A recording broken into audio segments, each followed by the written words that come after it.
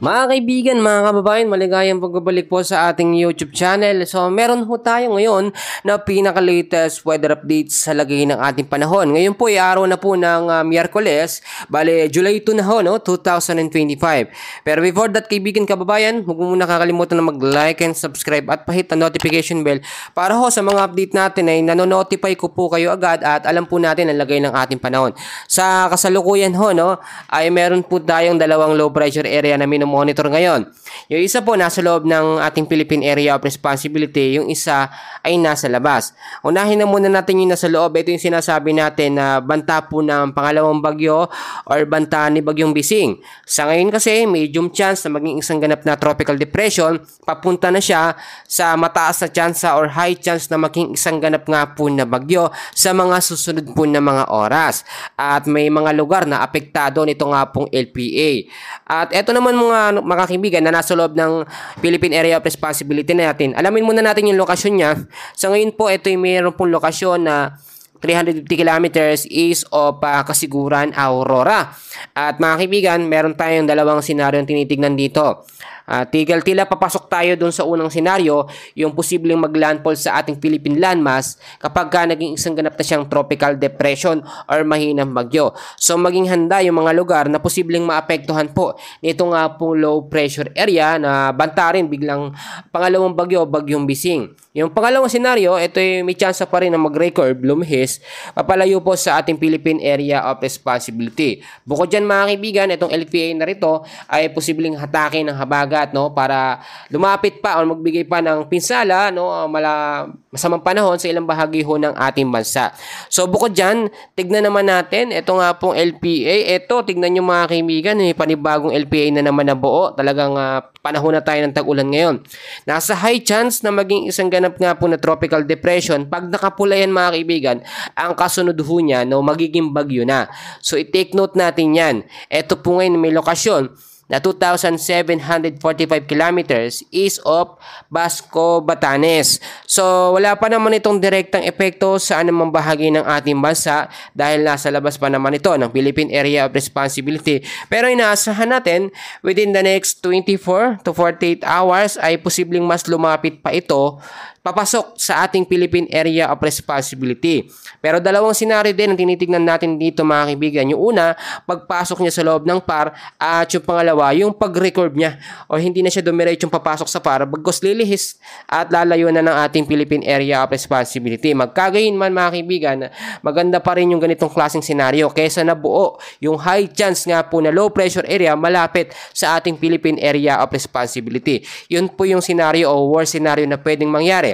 Dahil kapag kapula or nasa high chance agad ng LPA, may category ito para maging isang ganap nga po na super typhoon or typhoon category na bagyo.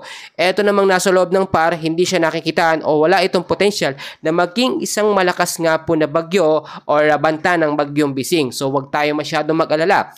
Ang ating nararanasan ng mga pag-uulan bandang hapon at sa gabi dahil po yan sa localized thunderstorm at southwest monsoon. So alamin na natin ngayon ang tinatawag natin na forecast weather condition.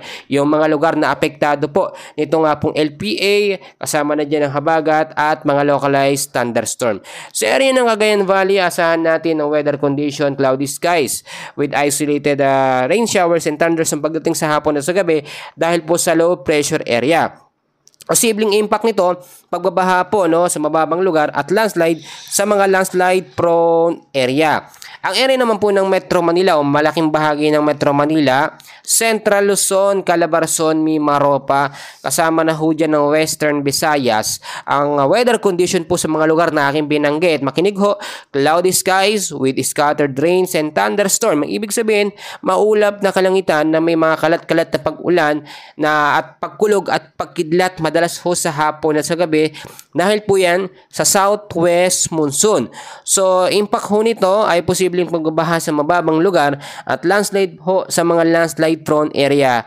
Ngayon pa lamang, yung mga lugar ho na aking binanggit ay maglinis na ng ating kapaligiran. Yung mga plastic, basura, yan ho ay bumabara sa mga kanal na siyang nagiging main cause ng biglaang pagbabaha, no? Lalo na ho sa Metro Manila. Yung mga drainage natin, laging may mga basura. Kaya napaka-importante importante na disiplinado tayo, no, sa pagtatapon po ng mga basura. Samantalang sa area naman po ng Mindanao, the rest ng Visayas, ang weather condition ay maulap pa rin na kalangitan na may mga isolated rains and thunderstorm dahil pa rin po sa southwest monsoon. Ang ilang bahagi naman o the rest po ng Luzon ay patuloy din makakaranas ng maulap na kalangitan na meron din mga isolated rain showers or thunderstorm dahil po sa mga localized thunderstorm. Mga kaibigan, yung mga lugar na yan, lagi pong sinasabihan, lagi ko po kayong pinapaalalahanan na maging handa sa posibleng banta ng mga pagbabaha, gayon din sa banta po ng landslide. Alam nyo mga kaibigan ko, may mga senaryo tayong tinitignan dito. Bukod po kasi dyan sa southwest monsoon, localized thunderstorm at dalawang LPA pa, yung isa posible na maging isang ganap na bagyo agad, yung nasa labas, pero yung nasa loob mga kaibigan ko, wag natin masyadong alalahanin. Alam nyo, minsan talaga mga kaibigan, nakakatakot yung may mga bagyo na mabubuo. Pero ipagpasalamat natin dahil nga po itong banta ni Bagyong Bising, wala akong potensyal na maging malakas po na bagyo. At kung titignan nyo mga kaibigan, mas maganda lagi ho kayo nakamonitor sa ating update. Dahil nga po, ito yung mahalaga, malaman natin ang mga lugar natin, ang mga lugar po na apektado. Magagayon mo mga kaibigan, bukod po dyan sa LPA na ating minomonitor, meron pa rin po tayong tinatawag dito na tropical cyclone threat potential. So tignan natin mga kaibigan, dahil yung tinatawag natin na tropical cyclone threat potential, yung sa advanced forecast natin, nalalaman na natin, no, kung may mga LPA. Sa June 30 no, hanggang July 6, pasok pa rin po, no, kasi July 2 pa lang ngayon. Ito, tignan nyo yung chart mga kaibigan, ay merong LPA na sa medium chance na maging ganap na bagyo. So, posibleng ito nga po yun, yung pumasok na, no? At yung pangalawa, yung nasa labas o nasa likod naman niya. Pagdating naman sa week 2, pasok ko dito ang July 7 hanggang July 13, which is merong LPA na naman na mabubuo. Pero ito ay nasa low chance lamang na maging isang ganap na tropical depression. So wala tayong dapat na ipangamba sa ngayon. Minsan kasi sa mga update ng ilang ating mga kababayan, sobrang exage naman. Yung iba sabi wala daw pasok. Pero kung titignan ho ninyo mga kaibigan, wala pa tayong bagyo. Sa punto natin ito, hindi ho natin dapat masyadong ikabahala o ikatakot kung meron tayong mga habagat.